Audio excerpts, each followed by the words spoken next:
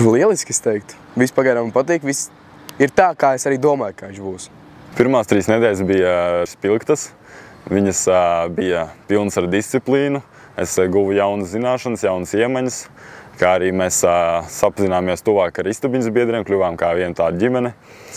Un arī tuvāk sapazinos ar instruktoriem, vairāk vairs nav tāds varbūt tik drausmīgi oficiāls, bet vairāk arī tāds draudzīgāks attiecības, jo likās, ka viņi tādi nopietni būs pret mums, bet īstenībā viņi vienkārši grib mūs tā kā pilnveidot.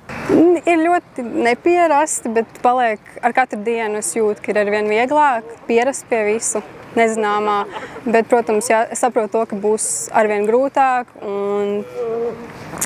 bet, kā jau es teicu, ka viss būs tikai uzlabo. Ļoti labi, tāda jau sajūta, kā es būtu darbā. Atbrauc darbdienās, pastrādā kārtīgi, tad brīvdienās pa mājām. Kopsumā ļoti labi viss ir. Nedaudz saguris, bet esmu jau, tā teikt, pieredzis pie tā jaunā režīma. Katru rītu ceļās 6 un iet gulēt 10.